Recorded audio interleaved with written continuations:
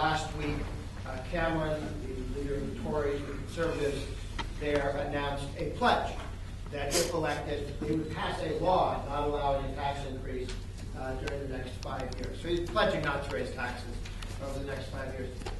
Just getting to him, he also made a commitment to cut spending and to have a vote on what their relationship with the European Union is going to be. And he won an absolute majority, which is exactly what everybody said never happened. And did, because at the end of the day, he said, we're not raising taxes. So the pledge, which has been helpful to a lot of American candidates, and we've been trying to get other countries to focus on it, worked in England, gave them Britain, and gave them, not in England, not all of Britain, and worked. I just wrote a book, and the IRS before it ends us. The title is there because the people who publisher likes to sell books. But what the book's about, and I am arguing that we could look forward to a day where we don't have an income tax, and therefore don't need an IRS. Most of our country's history, we didn't have an income tax. Most states didn't have an income tax for most of the time they were states. There are 9 states now that don't have income taxes, and they function as well or better than the states do. So it's not clear that we need one. But what we started out paying 1 to 2% of our income. We were colonists before we were Americans, 1774. 1 to 2% taxation total. That was all people paid in taxes. We were the fastest growing part of the world, the richest part of the world. The people in Britain, our oppressors, the guys in London, were paying 20% for the privilege of telling everybody they ran. Okay? We paid 1 to 2%. They were paying 20%. They were talking about 3%, and we took out the guns and made them go away. So we started as a country all about individual liberty and having the government not take money away from people excessively. And now we're paying 30% in taxes, more than that because of deficit spending, but about 30% in taxes, average total, federal, state, and local in the United States. Something went wrong. Okay, 1 to 2, 30. I'm for being closer to 1 to 2. I'm not insisting we get there tomorrow, but that's the direction I'd like to be in, not 30. And we're heading, if we don't change things, way beyond 30. Over the next 30, 40 years, if nothing changes, if we just sit here and don't pass any new entitlements and don't pass any new laws and don't pass any new taxes, total spending goes from 20% of GDP federal, 20% up to 40%. And we become France and nobody makes it. It's going to be very bad.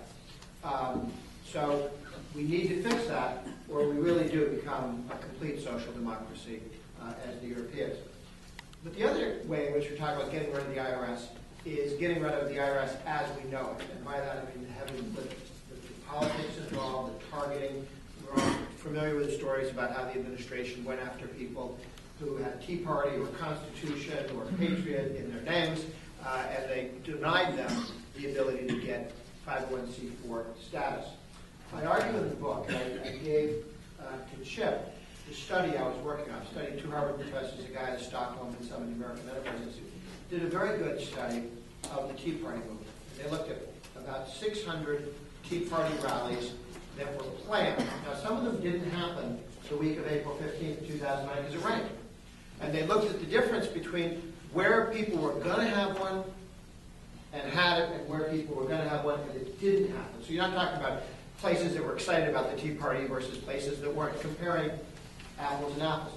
And in their study, they point out that you can project out that we gained 3.2 to 5.8 million additional votes because of the Tea Party's activity in the 2010 election. That was the way that came in. Why did that happen? People meet each other. They learn that I'm not the only guy who thinks this way. They exchange contacts with social media. They can get in touch with each other. And for a while, you can do that without having a bank account and 501c3 or C4 status. You can do it on energy, and people throw a few bucks in the middle and do stuff. But at some point, you really do need to incorporate, like CLT did. Okay? I worry, because of what the administration did in going and targeting people, that a lot of the groups that would have liked to have become more permanent fixtures and perhaps grow weren't able to, because as soon as they realized what happened in 2010, they lost the House, they almost lost the Senate. That's when they completely shut down the ability of new groups to get 501c4 status. It makes it easier to get a bank account and feel everything, and the lawyers feel unnervous if you're incorporated. And they didn't let us do that going into 12. And if you look at what happened is we didn't have the growth of turnout going into 12 that you might have projected if we kept going.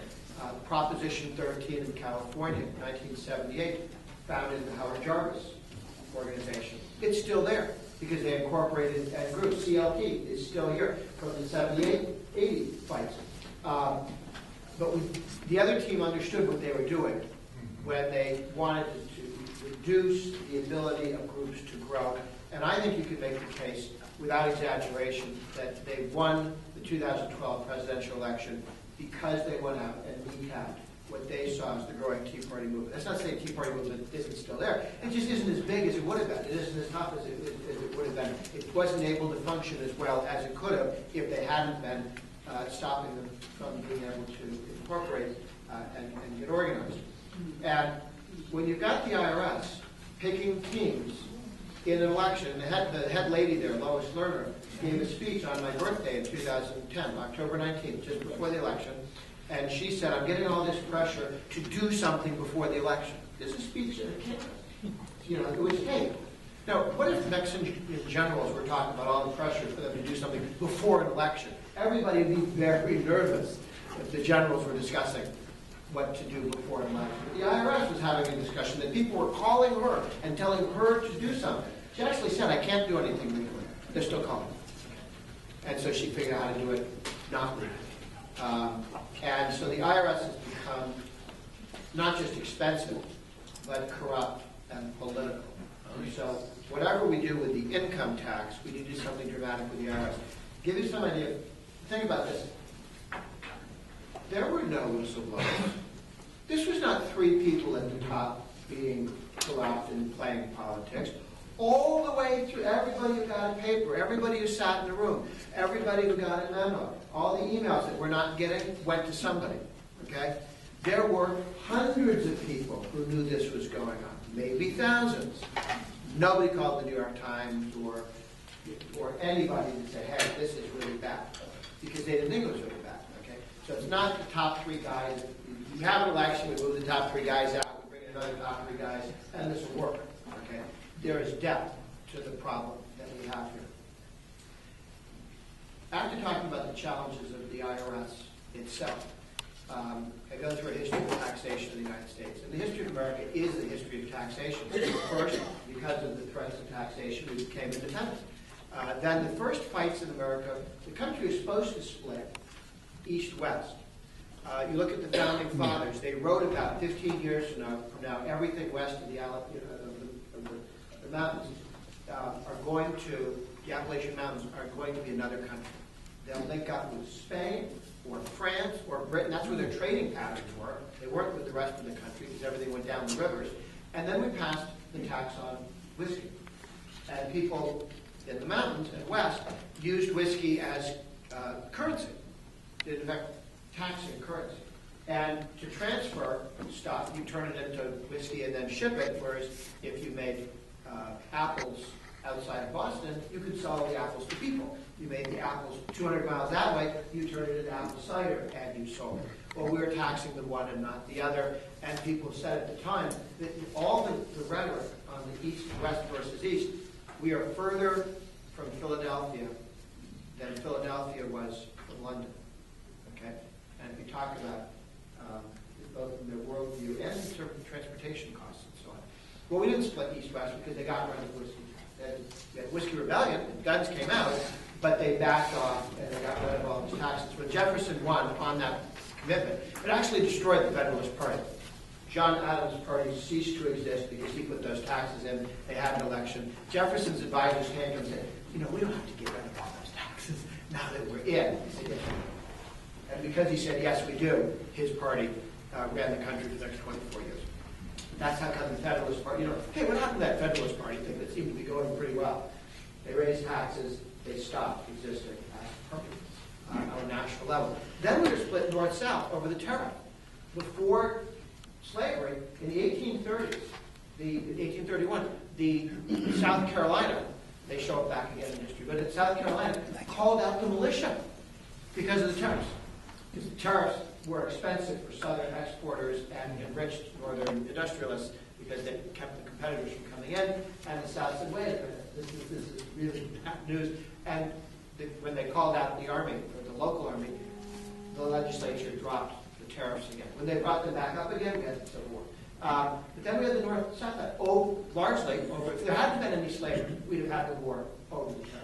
Slavery was key, but if that had never happened, we'd have still had the Civil War, if the North wasn't willing to back off on that. So taxes have been rather important all the way through. And how do we get talked into it? I go through 40 different lies that politicians tell us in order to get us to raise taxes. This will be temporary. You've heard some of this. This new tax will help us raise, oh, you're complaining about a tax? Here's what we'll do. We'll raise this tax to help you reduce that tax. New Jersey had neither a sales tax or an income tax in 1965. Okay? Not back in the 1300s. In 1965, no sales tax, no income tax, better than what New Hampshire has now. Okay? But they have very high property taxes. And the politicians, oh, you got to do some property tax. They said, here's what we'll do, put a sales tax in, cut the property taxes. They bought it. 10 years later, oh my goodness, we have a sales tax, which is expensive and painful, and very high property taxes. We must fix this. So in 1977, they imposed an income tax to fix the property tax. Okay? Now, if you have a tapeworm, and somebody says to you, here's what we're going to do. To keep that tapeworm disciplined size-wise, we're going to give you 2 more tapeworms. Okay? The tapeworms will all remain very small. Tapeworms and taxes grow at their own level.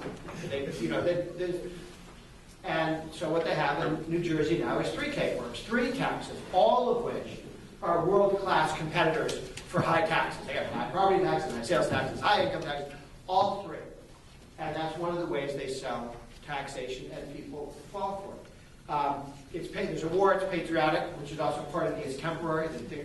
My favorite tax of all time, just because it's a thing of beauty, is the tax on long-distance phone calls to pay for the Spanish-American War.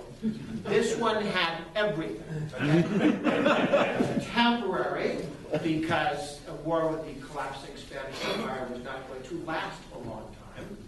A war, patriotism, right? Because the Spanish had so evilly attacked us or something. Anyway, but it's a war, so it's patriotism, you gotta help, okay? And what's the matter with you? And it's a tax on rich people, them, not you, just rich people. Now, at the time, a phone cost in today's dollars $5,000. There weren't a lot of people with phones, and they weren't making a lot of long-distance phone calls. So it's a teeny little tax on just rich people. When politicians tell you, I'm going to tax the rich, the top 1%, the top 2%, they haven't finished the sentence. I'm going to tax the rich first, then you. Okay? The alternative minimum tax in 1969, Ted Kennedy and Richard Nixon got together.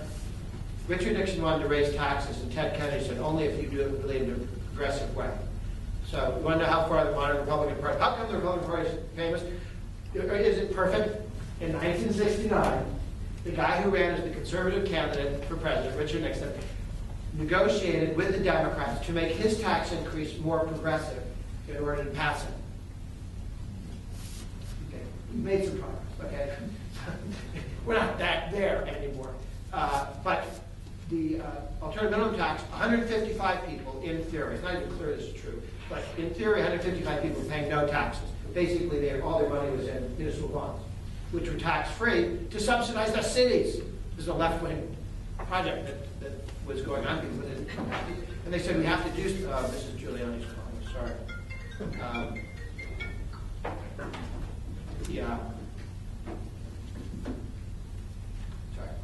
The 155 people who's going to be taxed, just them. Today it's 2 to 3 million, and it would have been 30 million if we hadn't continued close to the Bush tax. So we're going to tax the rich turns into trickle-down taxation. You start by taxing rich people, then you trickle it down to everybody. The very few people who paid the Spanish-American phone tax, in fact, all ended up, we all ended up paying the tax. tax because 98, 99% of American people had phones, except the really rich people who could have somebody else answer the phone for them. So what started as a tax on rich people became a tax on everyone. The Spanish-American War tax lasted 100 years. And it was also hidden. That was the other good thing. It was hidden at the bottom of the FET. You may remember if you looked at it, you may not because you get tired of reading all the little things they have at the bottom of your phone bill. FET, federal excise tax, it was 3%. And so it was a hidden tax, it was a temporary tax, it was a patriotic tax, it was a tax on other people, it was a tax on rich people, and pretty soon it was a tax on everyone. It lasted 100 years, the longest living veteran of the Spanish-American War, and I started an effort to try and bury it at Arlington Cemetery. But eventually we got rid of it. But this is, I mean, it took us a while. And the only reason we were able to kill it was we got people to focus on it by saying, you do know that this was the tax to pay for the Spanish-American War. And while I went to public school, I did see on the History Channel that the war has been over for some time. And we were able to get people angry at the idea that they were being abused by the politicians. So each of these efforts to get us to raise taxes have had some success. The Taxpayer Protection Pledge, the group I run, Americans for Tax Reform, shares with people, and the Brits decided to use in the last election. I wish they had started 3 weeks ago instead of 10 days before. But it worked. We now have a majority of the House members, 90% of all the Republicans, a majority of everybody in the House has signed the pledge and kept it. 90% of all the senators have taken the pledge and kept it. I think there's 49 senators at this point.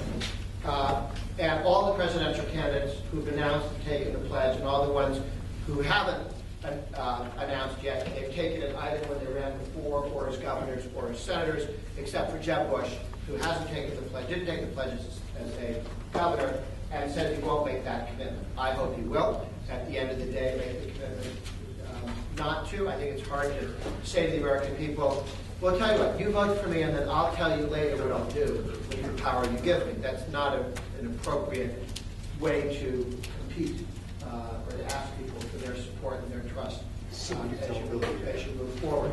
But we'll see how that unfolds. But we did get, from the period in '93 when Clinton raised taxes with the Democratic House, the Democratic Senate, not a single Republican voted for it, until 2009, 2010, when Obama passed the 20 Obamacare taxes without a single Republican vote. 16-year period, no tax increase at all, because you had either a president or a Republican House or Senate who taken the pledge, and they kept it.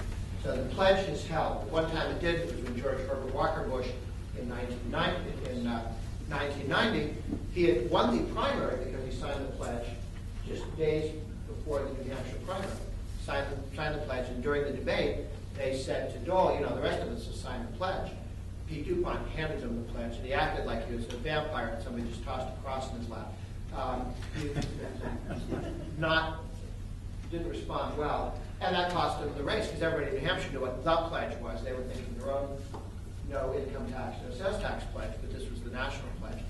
And then he said, read my lips. He was 14 points down to Dukakis, losing to Dukakis, until he said, actually, I'm Ronald Reagan, read my lips, no new taxes, and he won. But then he got elected and he broke the pledge, and he didn't understand.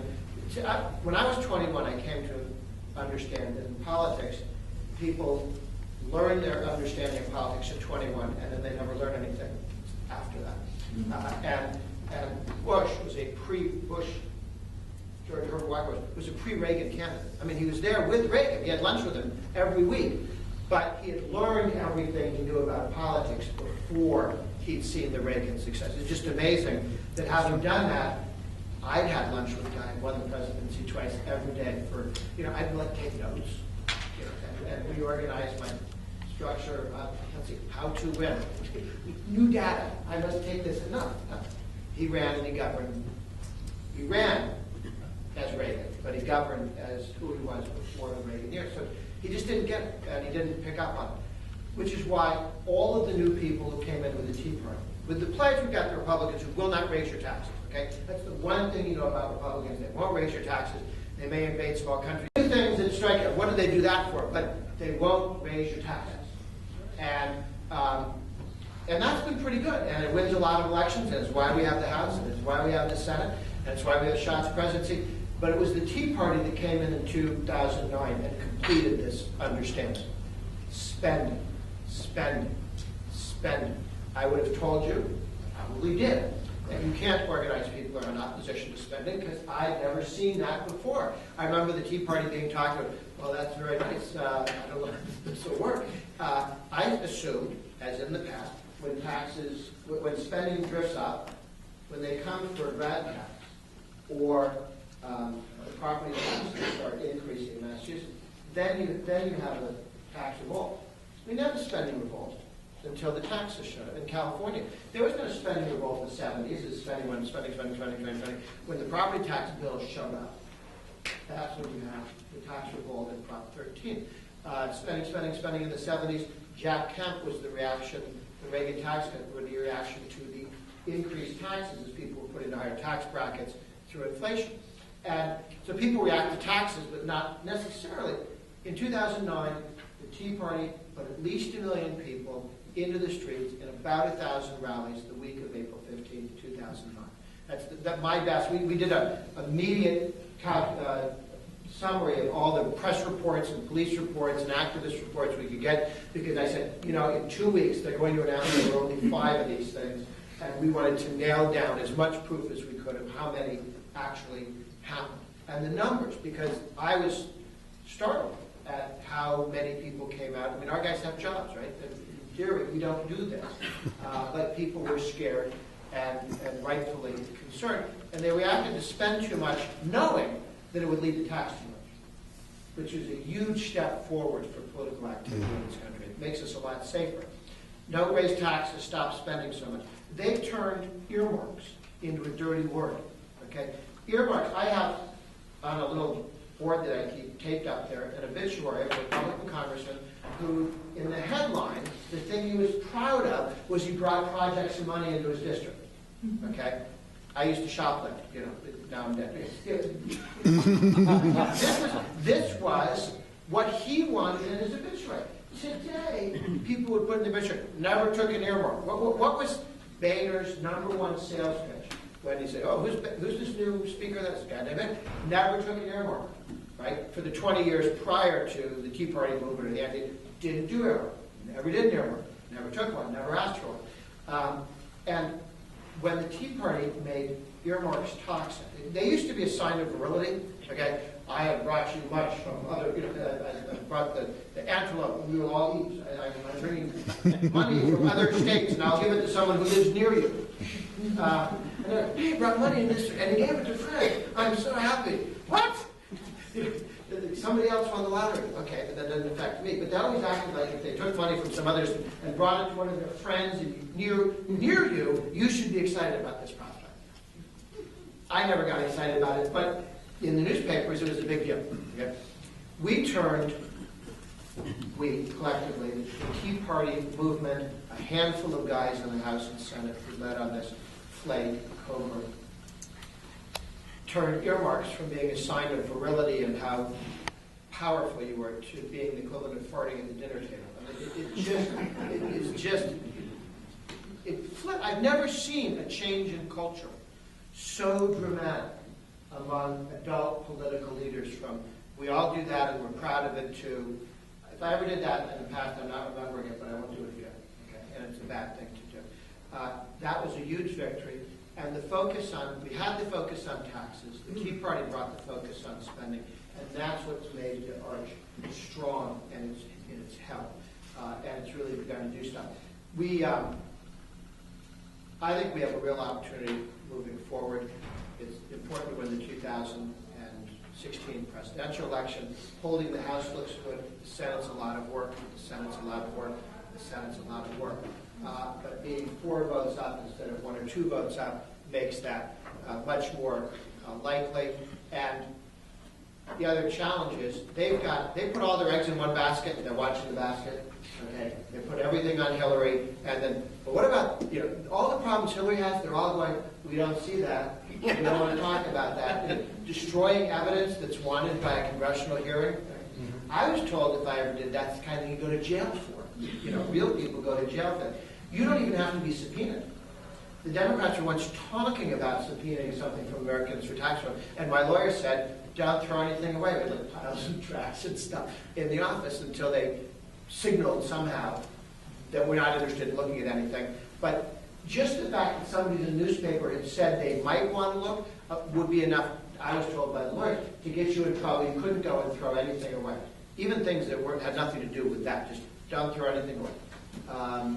Because they might want to look at it. With Hillary, they don't seem to care. This getting money from foreign governments and foreign people that went to her husband, and she did or didn't know about it. But she had to destroy a lot of emails in order not to have it look terribly interesting.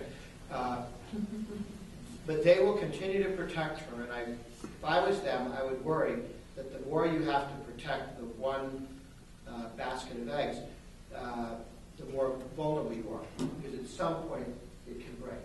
Okay? And she's not the world's best candidate. Obama's even. And the other part of that is that the Republicans have the most vibrant field. People were talking earlier about there are a couple guys that would be considered more liberal, and well, who about the other guys are all pretty good. I mean, it's a very interesting collection of very strong candidates that we have. That's why they're all taking the taxpayer protection pledge. They're all putting out different tax plans. Rand Paul's going to have a flat tax. Rubio's got a good tax plan. They're all coming out with very serious tax proposals and spending proposals. I'm extremely impressed with how that's going. There's one project, two projects I'll mention and take whatever questions you have time for. 9 states have no income tax. Americans for Tax Reform has organized a 50 and 50 campaign, and our goal is to eliminate the income tax at the state level in all 50 states by 2050. And today, Kansas, you'll hear a lot of criticism of Kansas, but here's why. Kansas passed a law that all revenue that comes into the state of Kansas beyond a 2% growth rate, so there's a cap on spending in Kansas, 2%. Money comes in above 2% up, the income tax rate is permanently ratcheted down. Okay? Now, the economy slows, doesn't ratchet down. The economy slows, it doesn't go up, it only ratchets down. It's like one of those lobster pots, not one way, not the other way. It goes down and not up. Over time, the next 15 years with modest growth, that income tax will go to 0. And then the corporate income tax will go to 0, and then the bank tax goes to 0. And that's if we just sit here and twiddle our thumbs. They don't have to cut taxes, they don't have to shift taxes over. What happens in the past is revenue, you get economic growth, Reagan cuts taxes, all these states get economic growth, the teachers' unions grab it and take it all and spend it, and then you've got this higher level of spending that we've all agreed to somehow, and then you have to raise taxes during the next recession to catch up with the additional spending you put in. This takes that money that's up for grabs and hands it to taxpayers. So people can't run up and grab it and announce, I want it. Because the people who know what's coming in best are the guys in the state capitol who go grab it. And before anybody else actually knew that there was additional revenue coming in. And that's historically what they've done.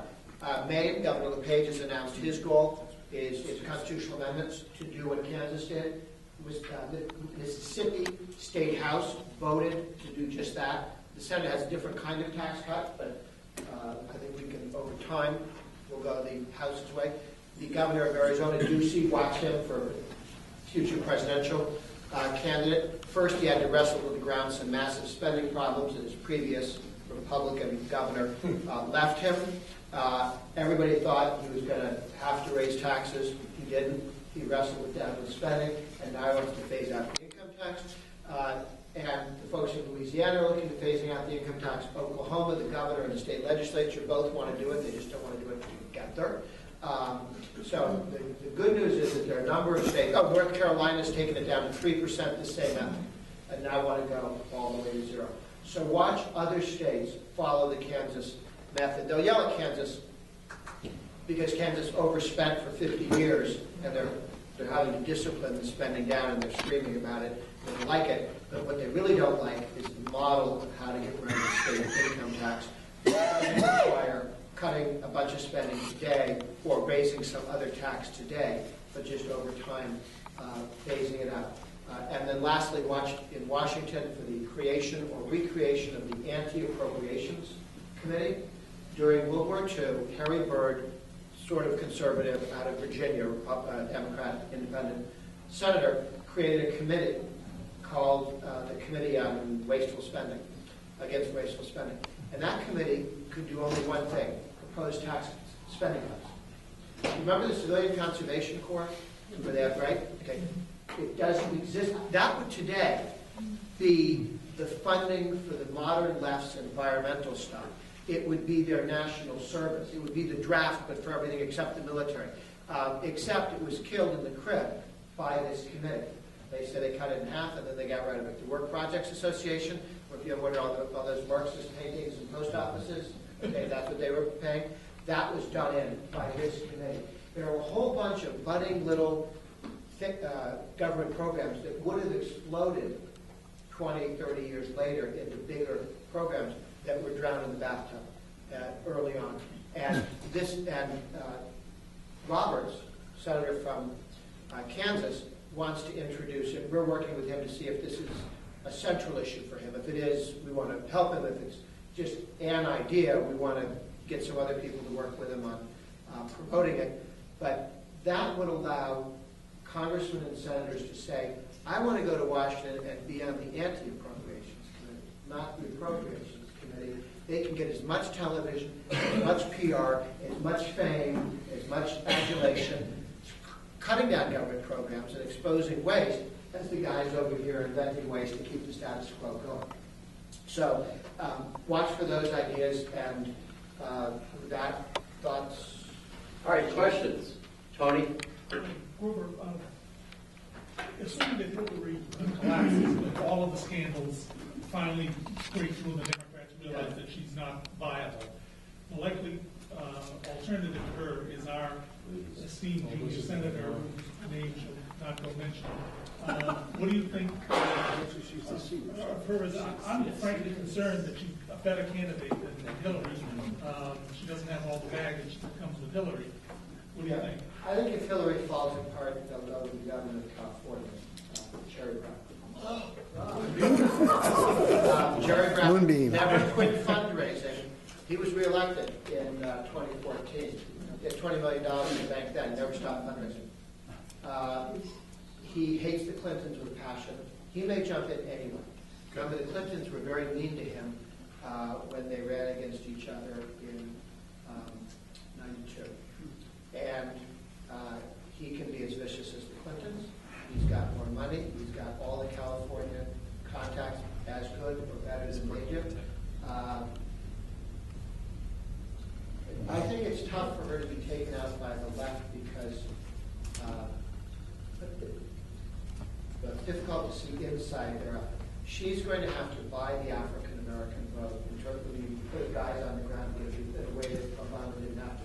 So she needs the $2.5 billion that she's talking about to get voters out. If somebody could come and challenge the African American vote, which is what happened last time, that part of her coalition just went away and then she had nothing. I don't know who could do that at this point, but if somebody could do that, it would be over for her.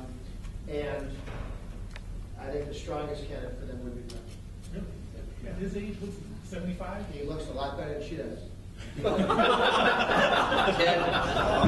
Ken? Robert, can you comment on this Asian treaty thing and the secrecy behind it and the fast track with Obama and everything? We've not been doing trade treaties for the last 10 years. Even during the Bush years, they were very slow. The Europeans have done a whole bunch, and we're way behind the 8 ball in terms of opening up opportunities. The Asian one is political. It's lining up Asia, us, not everybody with us instead of with China. So I think it's a very important political effort. I've heard the arguments that there might be the secret stuff in it, but what Trade Promotion Authority says is we'll have a vote on this bill and not a bunch of amendments, because the amendments, whatever you had, amendments would tear it apart, and then you'd have to go back, and 12 other countries would have amendments, and you'd never get to agree. So you either have that or you don't have to agree. But if they bring you back something that sticks in something bad, you just go no. And the president's guys know where the lines are. When the president, don't do this, don't do this, don't do that. So I don't think that there's a bad surprise in there. If there was a bad surprise, just vote no. There's no, you don't have to agree. Generally, free trade is helpful to us because we're more competitive than the rest of the world. I want us playing in Asia, trading, and have the Chinese join our trading agreements, not China dictating stuff to everybody except for them. We play with the Japanese alone. Japan's not that big anymore. It's not the only player there. The European one is actually behind the Asian one in terms of timing. But the thing to make sure we don't have is labor and environmental agreements that are binding on us so that we import their stupid laws, okay? But first of all, our guy, Bush, agreed to some of that stuff. Nothing fatal, but some of it. What may tear it apart is an anti-trafficking thing in one of the Asian countries. I'm against trafficking, but I don't know why that should interfere with how much steel we buy from Japan. So I think I'd take that as a separate issue. But people do stick things in there, and we need to keep an eye on it. Yeah, Joyce? In Medford, my property taxes have been raised 29 years in a row, and people are very unhappy. It's exactly what you said. So they decided to put in these parking kiosk machine things everywhere downtown. So now nobody's going downtown to the businesses. You go downtown and it looks deserted. It's like incredible. I am pretty active in my town. What can I say or what can I do? Go door to door? I mean, put out a note, a letter, or... Horseback. You do town hall meetings, sir? Say it again? Town hall meetings? That's a city. Oh, city, not town hall meetings. It's nothing. My parents are always going to the Western town hall meetings for amusement. The great thing about politics is there are no rules. Remember that Sundance Kid, Butch Cassidy and Sundance Kid movie, there are no rules in a knife fight? There are no rules in politics. You don't need a permit to get involved in politics. Whatever you think will help move votes, whether it's getting people to unelect one person on this, politicians want to know that they're not going to lose an election over an issue. They think you could lose an election over an issue, they back off. And if you make an issue like taxes seen as that important, then it's easier. I get, did anybody see the 60 Minutes interview with me, the profile they did a couple years ago? That's all. It took, 60 Minutes is 3 12-minute segments, so it's 36 minutes plus ads. So it's 12 minutes profile on me. When they come and tell you they want to do this 60 Minutes thing on you, go, did I remember to pay my taxes? What did they want to talk about? But they interviewed you for 6 hours to get the 6 minutes of one-on-one where they're looking at your pores, and then 6 minutes of you prancing around and talking to other people. But they kept asking the same questions, and I didn't give them the answers they wanted, which is why it took 6 hours. The only person they told me they interviewed for longer than that was Christopher Hitchens, and that's just because he's fun to talk to.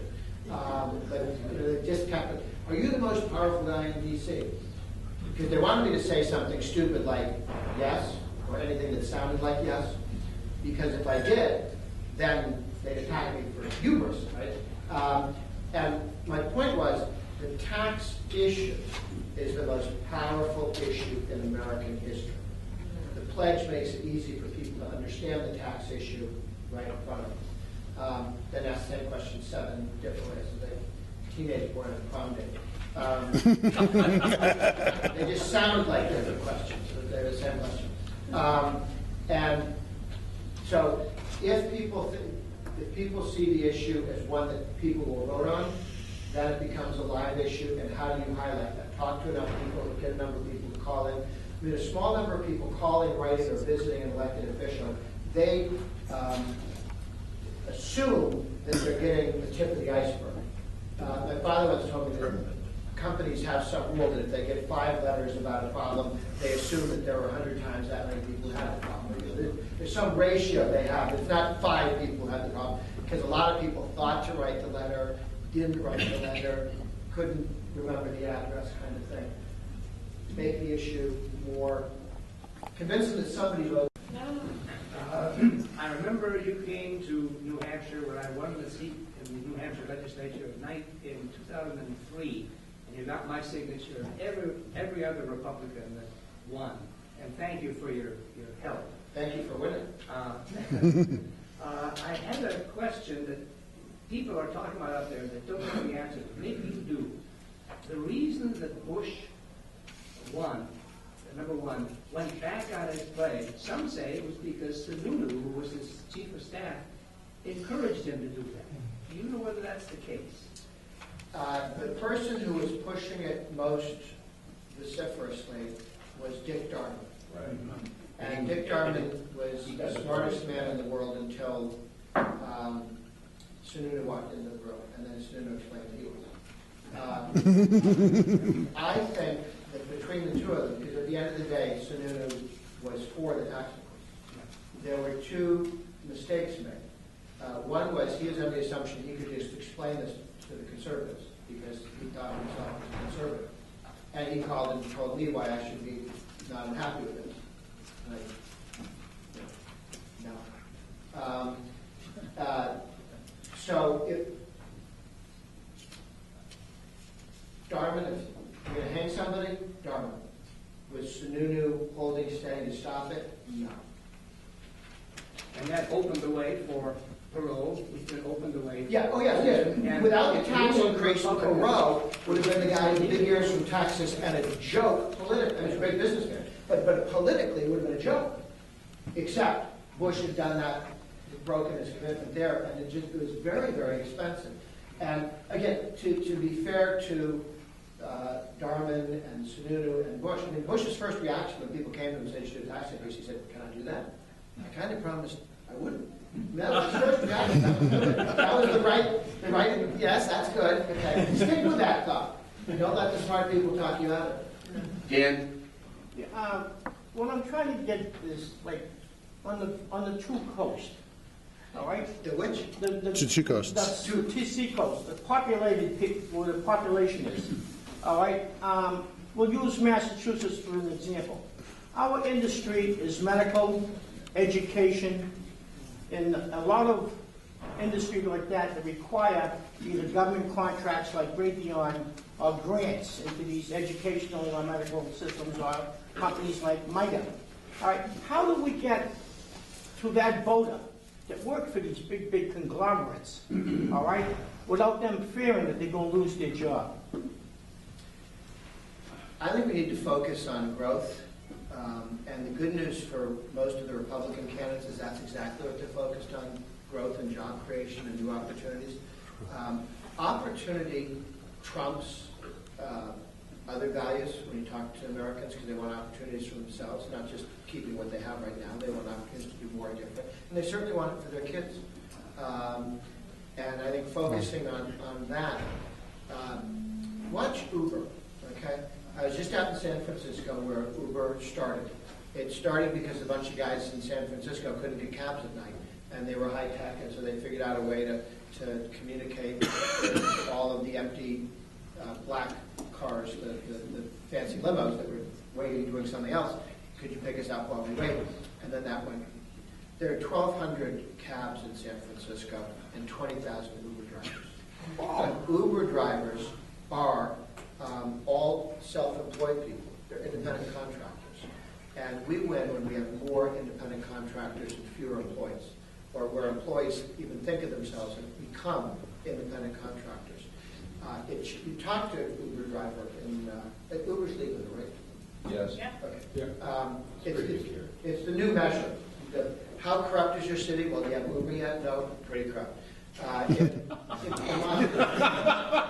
The less corrupt states are, okay, you can be here, but if you really got to pay people off, it takes a while to do that. And in Las Vegas, they had pictures of guys with those ski masks. They look like bank robbers, like a black ski mask, wrestling Uber drivers to the ground for the crime of offering somebody a ride across town. That's a corrupt city and state for just those reasons. I think we focus on opportunity. The left says, here's how we're going to win the election. It's all going to be demographics. They're going to get people based on race and ethnicity. And that's how they're going to win. And we I have a different sense of demographics. Who are our voters? Our voters are people who on their vote looting issue want to be left alone, because we can keep that promise and they can't. And we can create more of us. 30 years ago, no homeschooling in this country, not legally. 30 years ago, you homeschooled, you'd go to jail for not having kids in school, truancy, right? Today in all 57 states, it's legal. And there are 2 million kids homeschooling. 10 million have homeschooled at some point in their life.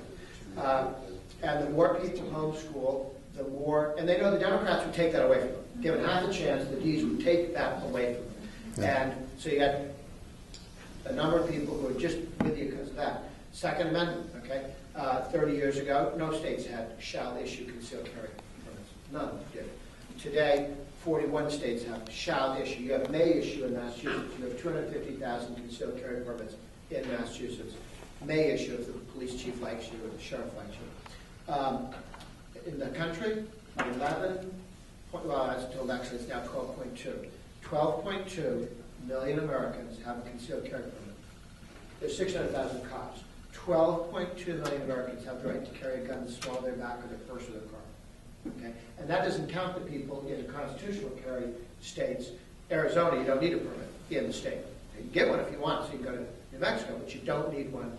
Arizona, Wyoming, Arizona, I think New Hampshire was talking about passing it, if they did. Maine to open carry. Is Maine on? Oh, there's open carry is different than concealed carry without a permit. Most states were open carry. The concealed carry was because only really sneaky people hid their guns. So it was, but you can create the more self-employed people, the more Republicans.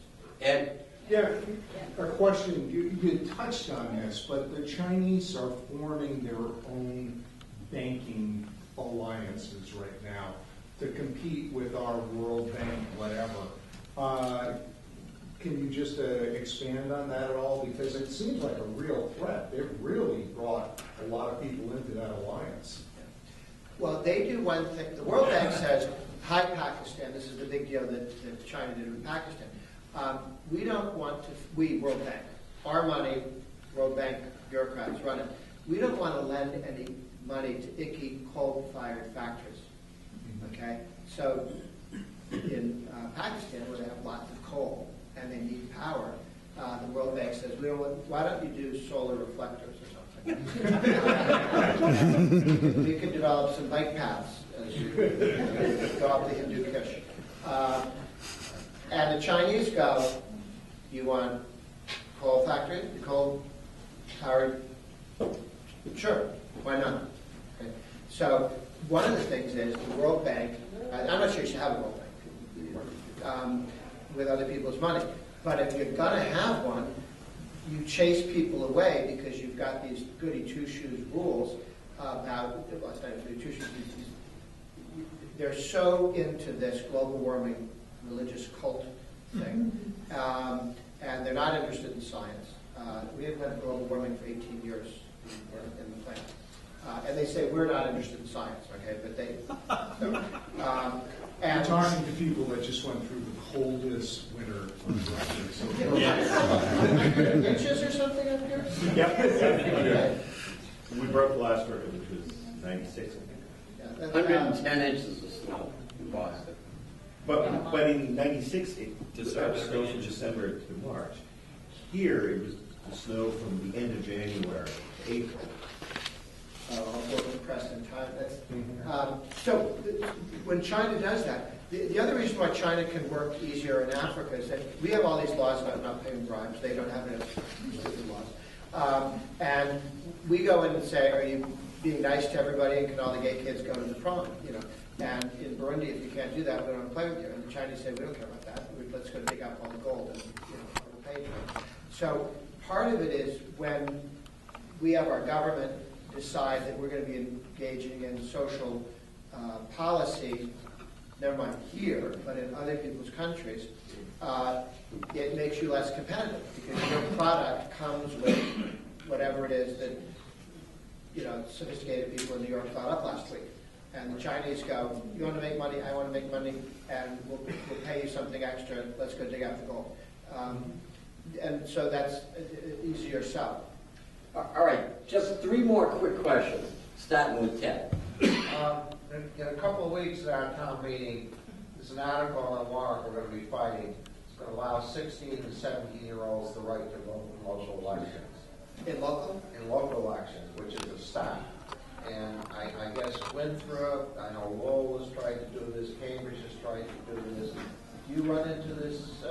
No, first I've heard it. I know that some cities do interesting things with who can vote. I've never seen an age, lowering of the age. There's a couple For places, local elections, right? Not state or a couple federal. places, we did some research, a couple places in Maryland that have already passed that. For age? For age, and one of the towns in Maryland that already has it also allows illegal aliens to vote as well as 16 and 17. I'd heard about it in Maryland for illegal aliens, Yeah. allowing them to vote for local elections. But now they're pushing it to Massachusetts. That's- For 16 and 17. Okay. It sounds like a Democratic, we have to get more votes. It does, and people who are that young have bad judgment, so it's probably wise for the Democrats to do that. John? Yeah, I reviewed your book on Amazon. I'm a CPA and a lawyer for 33 years. It's a great book. What it is a prism to understand America through taxation. You alluded to it earlier about Jefferson, and I'm looking at a map that you handed out, which is fascinating.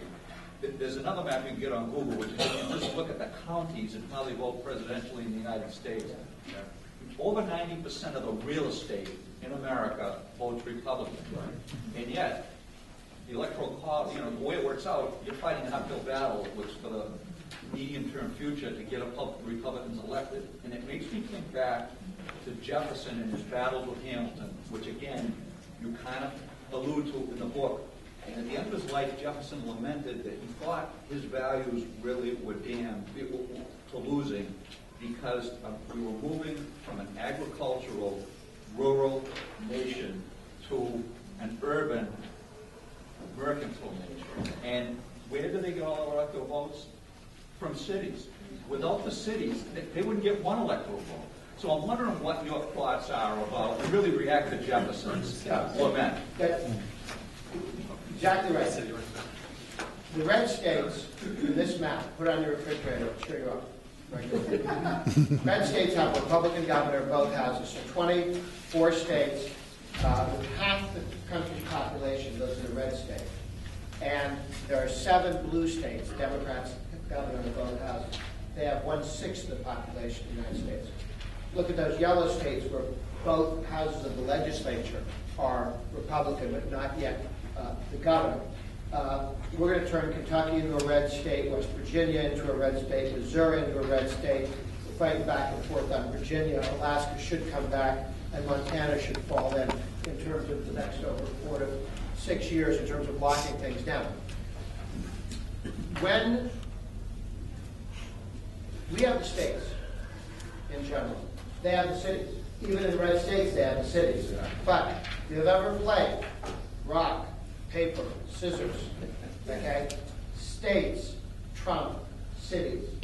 States can pass laws in Wisconsin that defund and deconstruct organized labor's public sector union system in the cities, okay? They can do school choice and deconstruct the monopoly that the teachers union have in the cities. So in a state, you can pass laws to make the advantage. The reasons why the Democrats run the cities is they get the political power, and then they use everything from whether or not you're going to get a permit to have a job, or build a building, or zoning, and all these other things for political control, like the IRS, which is day to day. That's why all those local builders are all Democrats, or at least why they give to the Democrats, because that's who runs the cities, and that's who's extorting them. States can make that less possible and less powerful. States trump cities. And our guys need to understand that their job is to take away the political structures that the Democrats put in place in the cities, where they used to get votes, the money they used to drive out the votes, the union money in Wisconsin. And the argument for Scott Walker being president, vice president, or just very loud in the campaign is that I want every Republican governor to think that the opening bid to be a successful governor from now on is Scott Walker's Act 10. That bill that he passed said no union dues, they're all voluntary. The union can't make you join a union. 2, they can't, even if it's voluntary, the city, the state, the school district cannot withhold your dues. You have to write a $1,000 check. If you make $50,000 a year, 2%, $1,000 check to the teachers union. You have to write that check. You have to hand it to them. They will not take it out in $20 or $50 clumps. It will not be taken without your permission. They have to come and ask you to physically hand them the check. The number of people paying dues in that state has dropped at least 100,000.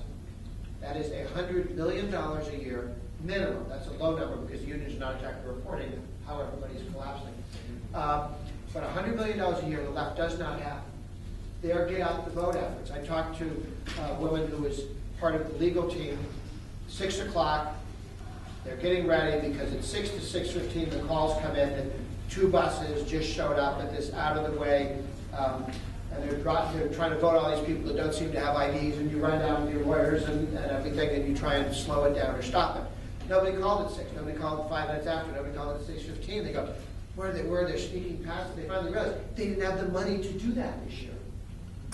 Part of the missing $100 million was the last-minute vote fraud thing that they would do. They couldn't afford, and we don't know what else they couldn't do. They couldn't beat Walker, which was one of the things they wanted to have. A friend whose kids go to the same school I do is a labor union fight, and they flew him up to the high-ranking labor union fight.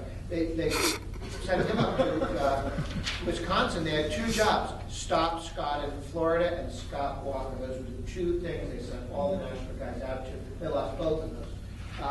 The problem is, in Florida, we don't have a legislature like Wisconsin's, which would pull the trigger on those abuses of organized labor, because there are 4 state legislators out of Miami who won't vote with us. So I've been telling the Jeb Bush people, you want to demonstrate that you're tough, call those 4 guys, they're all Cuban-American, Republicans, but they didn't think this is part of what they had to do. Call them, get them to vote, turn Florida into a Wisconsin, then you, Bush, can stand there when they're signing the bill, and everyone, aren't you cool? And 2, whoever's our nominee will carry Florida, because we'll collapse their structure. So if you see that happening, then maybe Jeb Bush did it. All right, last question. Someone, I had a question. Yeah, Brendan, It you was had in your hand reference to Kansas. Last time you were here, you said watch Kansas and watch Wisconsin and see what happens here. And how did that buoy your spirits? And I think you've answered the question. They both went fine. We're doing very well. Very important. They tried to beat the governor. Which one? Both of them, I guess, but in Kansas, they put a full court press in. They ran a guy who was a very strong candidate, but it turned out that years ago he got the lawyer for the most significant meth distributor in the region, who also ran a strip club. And when they came to arrest the meth dealer distributor, he, the candidate for governor, Democrat, was there in the strip club and sort of got arrested because he wasn't wearing all his clothes. But this helped a little bit on the thing. And I went after him on Meet the Press over this, and it bothered somebody that I brought that up. And I said, well, I don't want to say anything untoward about the hardworking meth industry in the United States. I just thought it was a mistake for this guy to be a lawyer. We did beat him, and we beat him better than we thought. Robert, thank you.